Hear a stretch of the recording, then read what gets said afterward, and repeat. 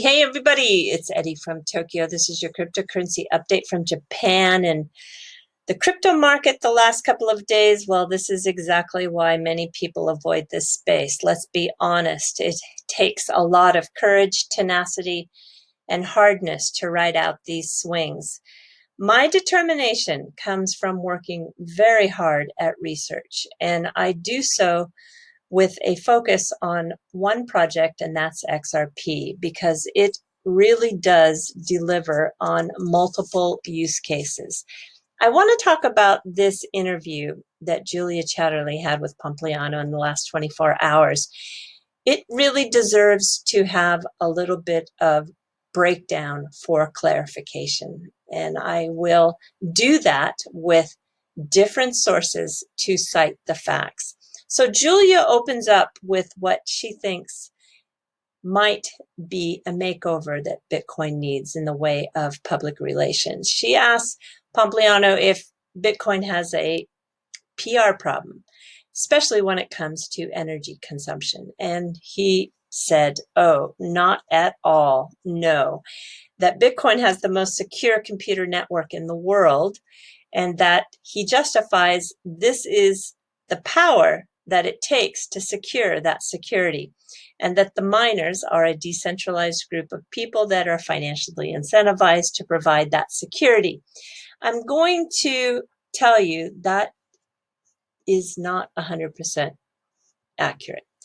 And you can't take what he said at face value, which is really unfortunate because Julia gave him a great venue to the masses. And I just wish that there was a chance for a little bit of balance. And I know that she did her best to stay neutral and question him.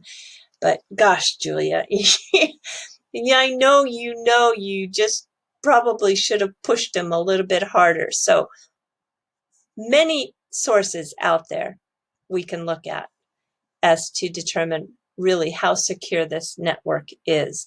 I'm going to use token analysis, and they are a very credible group of people.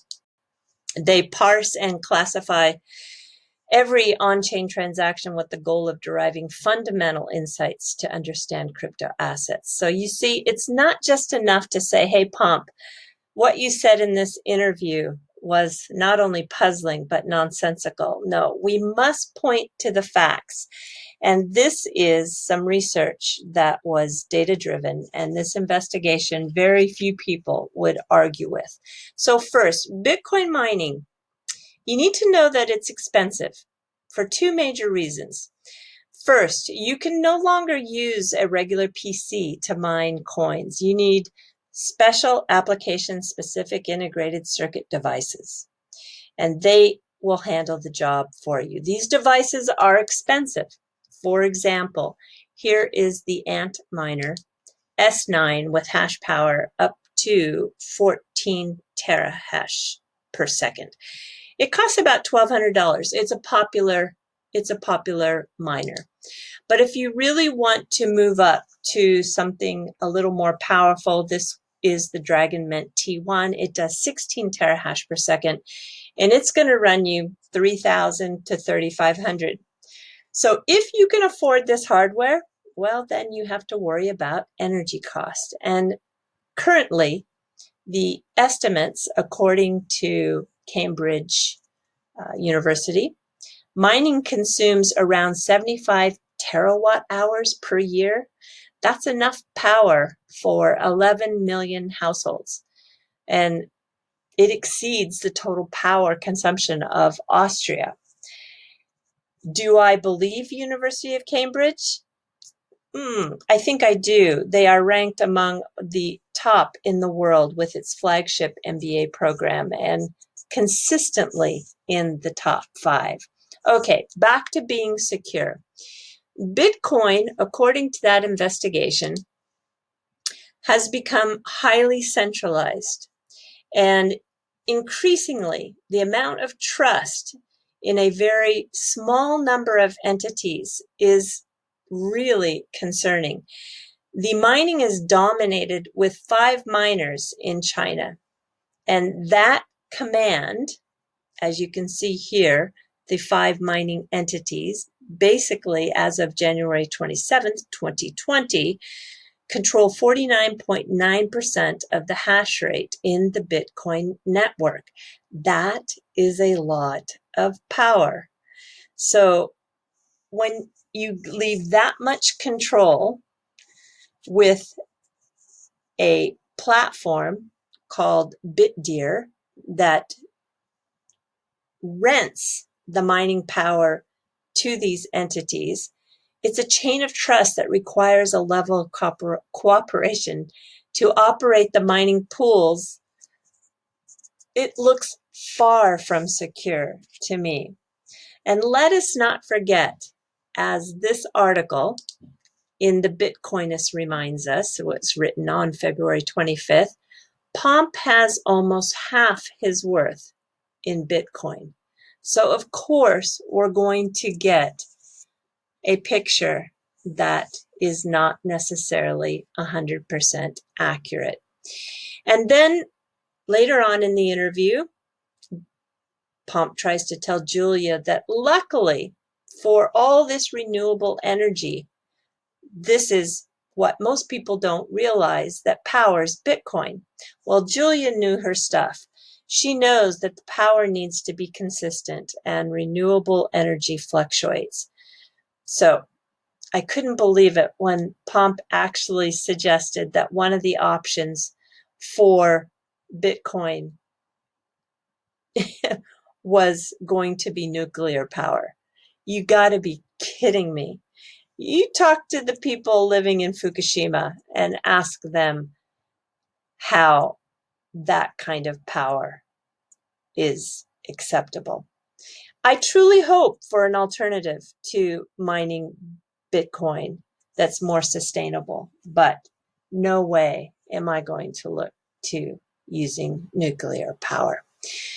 If you are paying attention to what's happening in regards to the cost of energy, you can see that Kazakhstan and Uzbekistan, they are offering 3 cents per kilowatt. And reports recently have detailed how the Chinese miners are seriously looking at setting up shop in Central Asia. Uzbekistan, it's an interesting country. It has become the largest electricity producer in Central Asia. 88.5% of the thermal power plants that they have is provided there by natural gas. Natural gas is a major emitter of carbon dioxide when it's burned. CO2 is a greenhouse gas that, well, gosh, I don't know. Maybe on the positive side, all I can say is I'm happy that they're not using coal, peat, and oil shale. This is still generating 38.5% of electricity worldwide.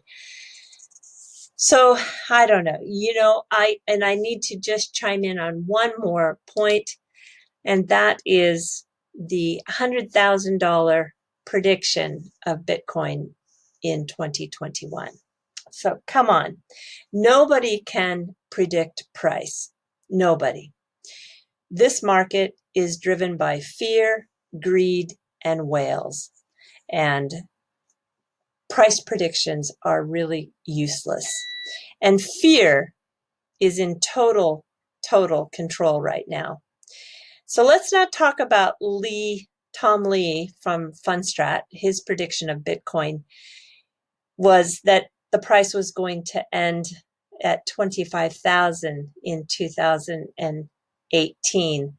Well, at the end of 2018, it was $3,679 on December 31st.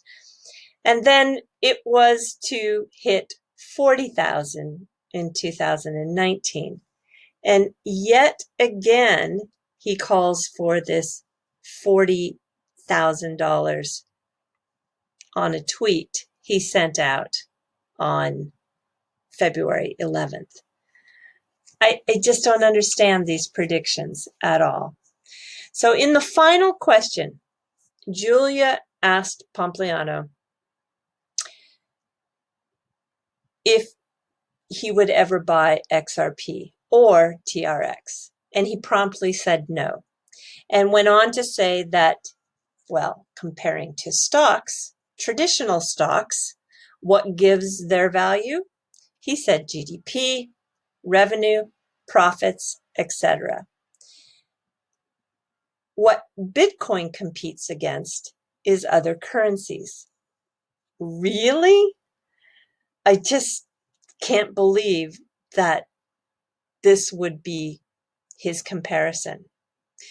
So I don't believe that buying XRP gives us exposure to Ripple. No, he suggested that people who own XRP think that.